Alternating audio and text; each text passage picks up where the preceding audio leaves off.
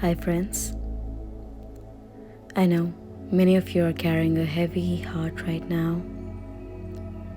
Heartbreak is one of the most painful experiences we can go through, and it can feel like the weight of the world is on your shoulders.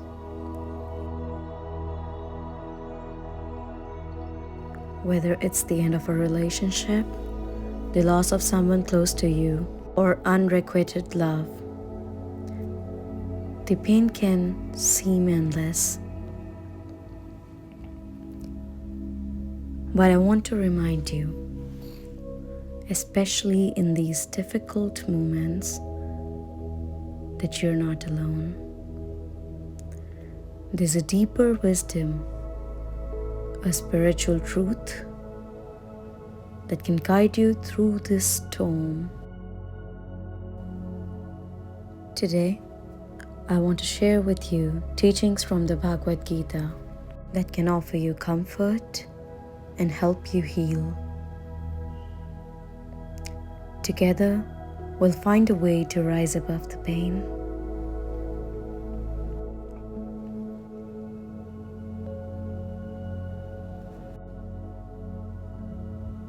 The Bhagavad Gita offers timeless wisdom that speaks to our deepest struggles. And one of its core teachings is that suffering, while real, is not permanent. In chapter 2, Lord Krishna speaks to Arjuna, who is torn by grief and sorrow, saying, "You have the right to perform your prescribed duties, but you're not entitled to the fruits of your actions." What this means is that while we can love, care, and invest in others, we must not attach to our sense of happiness or worth to the outcome. Heartbreak occurs when we deeply attach to how we believe things should have been. And when the reality doesn't align with that, we feel lost and heartbroken. I understand that letting go is incredibly difficult. But here, Lord Krishna reminds us, detach from the outcome and embrace the love that is already with you, within you, without clinging to what you've lost. Love is not just something we give to others. It's something we can nurture within ourselves.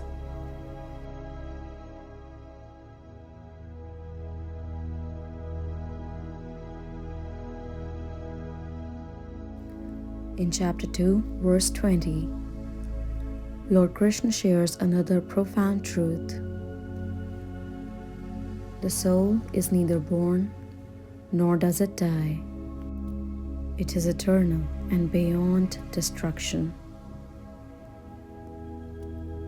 In moments of heartbreak, it's easy to feel the pain will never end. But remember, this pain is temporary and it does not define you. You're not just your emotions. The essence of who you are, your soul, is eternal. Just like the seasons change, so will your feelings. This heartbreak is a chapter in your life, but it is not the whole story. You are not broken. Your soul is whole, and in time, this pain will heal. Trust in the process of your own healing. Even when it feels uncertain.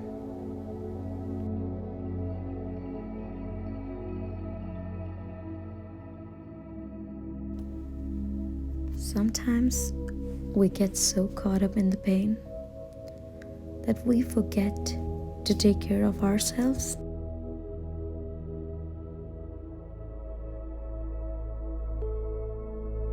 But the Bhagavad Gita also teaches us the importance of right action, and self care is a vital part of that. In chapter 3, Krishna tells Arjuna, by performing your actions selflessly, without any desires for rewards, you align with your higher self. What this means for you in your current situation is simple. Take small steps for yourself, even if it's just a few moments of rest or a walk outside. Don't force yourself to move on or be strong right away. Healing takes time. Give yourself the grace to feel, to grieve, and to process without rushing. Healing is not linear, and it's okay to take one step at a time. And lastly, the Bhagavad Gita reminds us that we're never truly alone. When we're in pain, it's so easy to feel isolated, like no one can understand what we're going through. But Krishna reminds us that we're all part of a greater whole. In times of sorrow, reach out to those who care about you, whether it's friends, family, or even someone you trust. Talk, share your heart out, and allow others to support you. Lord Krishna teaches us that in selfless service and caring for others, we also find healing. By opening up and allowing love to flow both ways, we help our hearts melt piece by piece.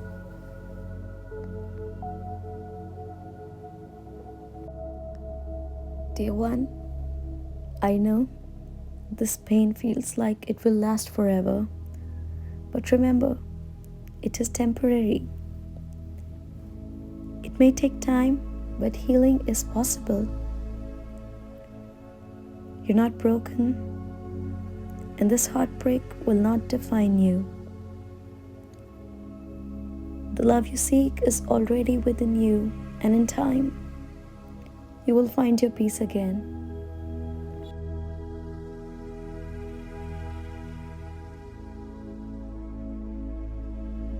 Trust in the divine timing of your life and know that better days are ahead.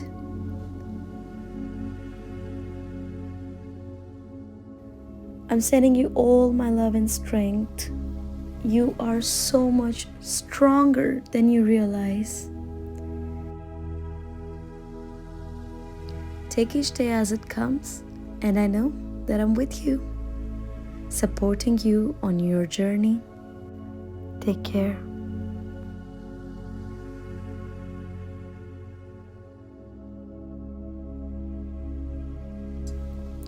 Hi friends, मुझे पता है कि इस वक्त कई लोग दिल टूटने का दर्द महसूस कर रहे होंगे। दिल का टूटना सबसे कष्टदायक एक्सपीरियंसेस में से एक है और ऐसा लगता है कि कंधों पर पूरी दुनिया का बोझ आ गया हो। चाहे वो किसी भी रिश्ते का अंत हो, किसी भी करीबी का नुकसान हो या किसी से भी प्यार हो और दूरी हो, ये दर्द इंटॉलरेबल होता है, असहनीय हो सकता है। लेकिन मैं आज आपको ये याद दिलाना चाहती हूँ कि इन टफ टाइम्स में आप अकेले नहीं हो। ये वीडियो आपको इस तूफान से बाहर निकलने में डायरेक्शंस देगी। आज मैं आपको भगवत गीता से कुछ ऐसे उपदेश बताऊंगी जो आपको आराम और सॉल्यूशंस दे सकते हैं। चलिए हम इस दर्द से साथ में बाहर निकलते हैं और एक ऐसा रास्ता ढूंढते हैं जो हमें सुकून देगा।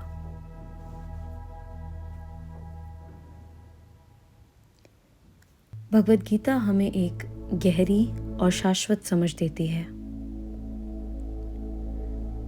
जो हमारे सबसे बड़े दुखों के समय में भी हमें रास्ता दिखाती है। गीता का एक बहुत महत्वपूर्ण उपदेश ये है कि दुख असल में वास्तविक है, लेकिन ये स्थायी नहीं है। भगवान श्री कृष्ण अर्जुन को जो शोक और शंका में डूबे थे, ये कहते हैं, तुम्हें केवल अपने कर्तव्यों को करने का अधिकार है, लेकिन उनके फल पर तुम्हारा कोई अधिकार नहीं है। इसका मतलब यह है कि हम दूसरों से प्रेम करें, उनकी देखभाल करें और अपने रिश्तों में पूरी तरह से लगन से काम करें, लेकिन हमें परिणामों से अपना सुख या संतुष्टि नहीं जोड़ना चाहिए।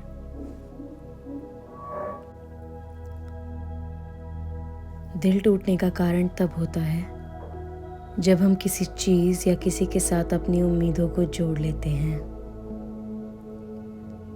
और जब वह उम्मीदें पूरी नहीं होती तो हमें दुख होता है।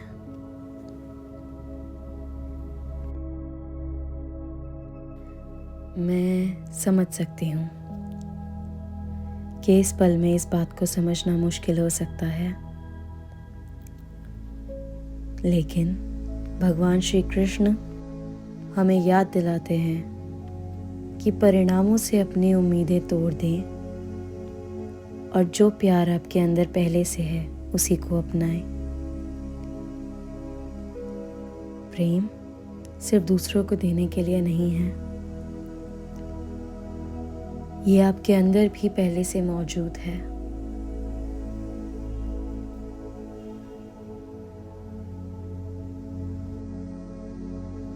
भगवान श्री कृष्ण की कही एक और गहरी बात है जो हमें इस समय याद रखनी चाहिए।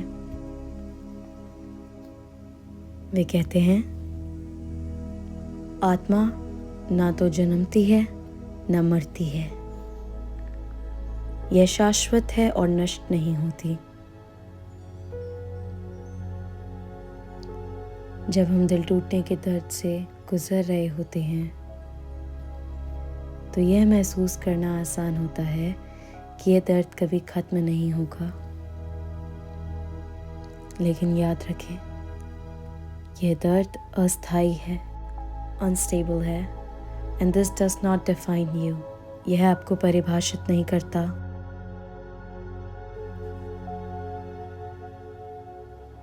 आप सिर्फ अपनी भावनाओं से नहीं हैं, बल्कि आत्मा शाश्वत है आपकी। जैसे मौसम बदलते हैं, वैसे ही आपकी भावनाएं भी बदलेंगी। यह दिल टूटना आपके जीवन का एक अध्याय है, चैप्टर है, लेकिन यह आपकी पूरी कहानी नहीं है। आप टूटे नहीं हैं, आपकी आत्मा पूरी है, और समय के साथ ये दर्द भी ठीक हो जाएगा। अपने उपचार पर विश्वास रखें, भले ही ये प्रोसेस, यह प्रक्रिया थोड़ी लंबी लगे।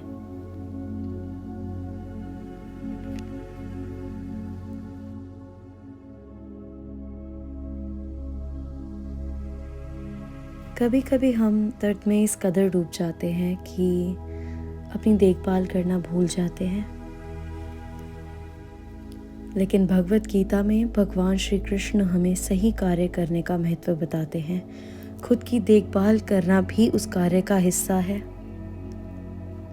वह अर्जुन से कहते हैं, जो कार्य तुम करते हो उसे बिना किसी फल की इच्छा के करो तो तुम अपने उच्चतम स्वरूप से जुड़ जाते हो।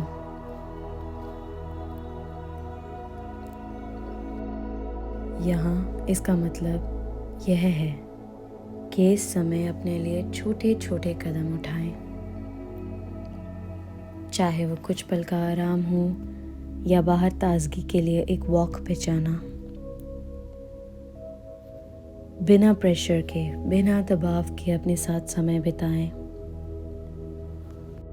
खुद को आगे बढ़ने या मजबूत होने के लिए मजबूर मत करिए। Healing takes time. उपचार समय लेता है और यह ठीक है कि आप इसे धीरे धीरे करें। आप एक कदम एक बार में उठाएं।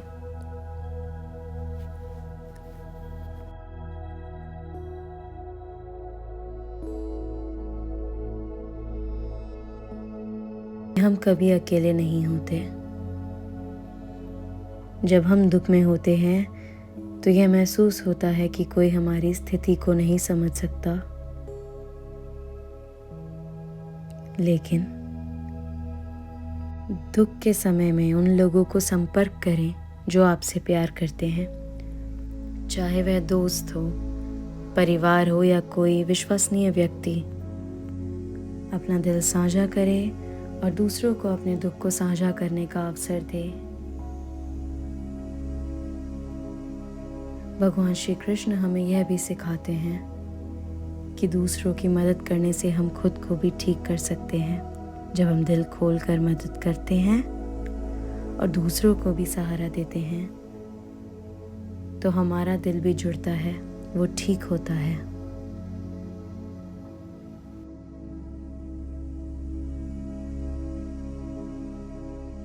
मेरे दोस्त, मेरे मित्र, मुझे पता है कि यह दर्द बहुत गहरा है और बहुत ज़्यादा दुख देता है, लेकिन याद रखें यह अस्थायी है, हमेशा नहीं रहेगा।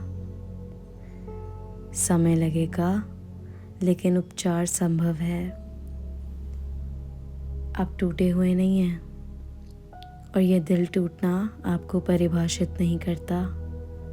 It does not define you. जो प्यार आप ढूंढ रहे हो वो पहले से आपके अंदर है और समय के साथ आप फिर से शांति पाएंगे।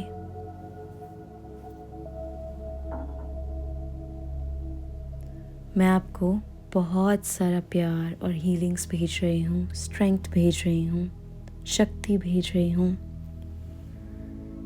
आप उससे कहीं ज़्यादा मजबूत हो जितना आप सोचते हो। You're way stronger. हर दिन को उसी तरह से जिए जिसमें आपको लगे कि अपना हर दिन ऐसे जियो जैसे कि आखिरी हो।